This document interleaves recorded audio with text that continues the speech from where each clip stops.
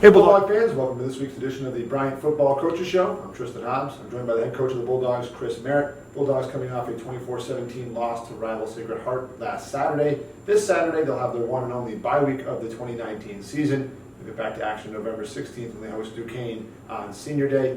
Coach, let's start Saturday, a 14-14 game at the half. A game that really started off offensively slow for both teams. The effort was there all day from your boys. What did you like from your team on Saturday? Well, the effort. I mean, they're fighting hard. That's the one thing that I'll give them is they're fighting hard week in, week out, giving ourselves the opportunity at the end of the ball game to be there to compete for the win. Offensively in the first half, we got bit by the turnover bug a little bit. Simply, we can't do that. We can't put our defense in those positions. But the defense played very tough, very well, and putting the pick six out there for us in order for us to regain the lead or have the lead against Sacred Heart was big. Unfortunately, we gave up one right before half for them to tie it up. But solid first half defensively. Offensively, we had spurts, but again, we just can't turn the ball over. The first half of that game, really, it seemed the first game was scoreless until the second quarter. How did that play out in terms of trying to make adjustments? Both teams seemed to be really trying to figure out what the other one was doing for a long time on Saturday. Well, two similarly level football teams going at it. We had to make some adjustments. We got a lot more man free from their defense than what we anticipated, probably. But we made our adjustments. Corey did a solid job there hitting the deep ball. If they're going to play man coverage and load the box on you, you have to connect on deep balls, which he did to get us down into a scoring range, and hit him on reverse immediately and got the ball inside the 10-yard line. And if there's been an area that our offense has been very effective all year, it's been inside the 10. And coming away with a touchdown there was important. I think I want to say that in the second half, when we got inside the 10, that was the only drive all year where we haven't scored a touchdown. We had to settle for the field goal when we were down by 10 points. So I very feel that when you play man teams, we have to have those plays. You're talking about your effectiveness inside the 10, inside the red zone. I believe this year you're 85, 90% in the red zone.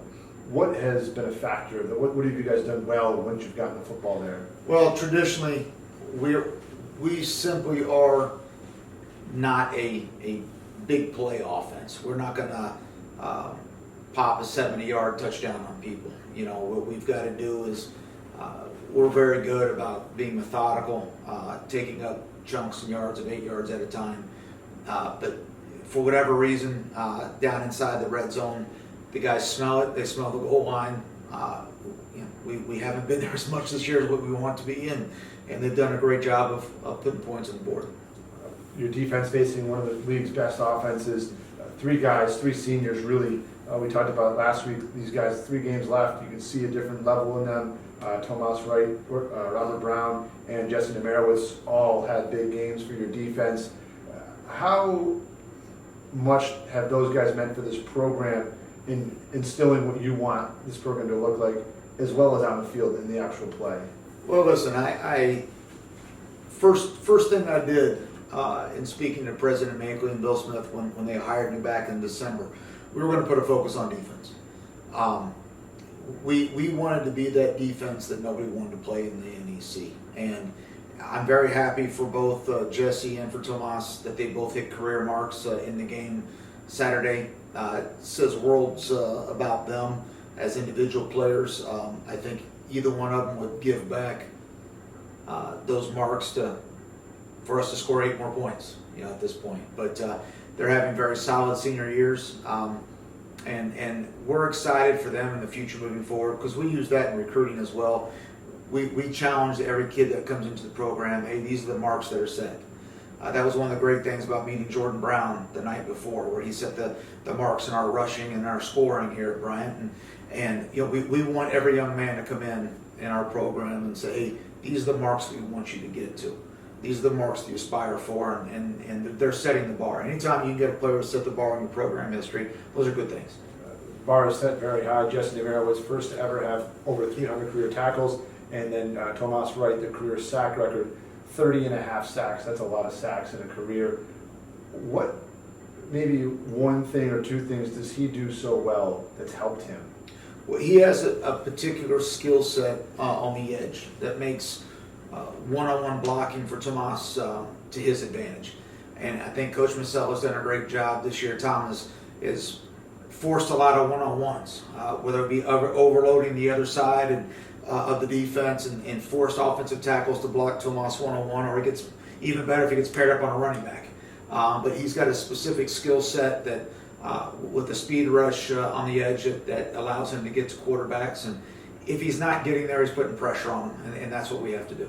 You talked about the recruiting part of the successes that these players have. The bye week for a lot of coaches is a big recruiting week in terms of putting together the final lists, getting out on the road a little bit more. How will your staff handle this bye week in terms of that part of it? Well, for us, recruiting is a little bit further along than what we expect at this point. Right now, we've got 14 kids committed to the 2020 class. Obviously, by rules, I can't comment on any of them, but we're excited. We're happy for the 14 we do have committed to us right now. We need to secure those commitments.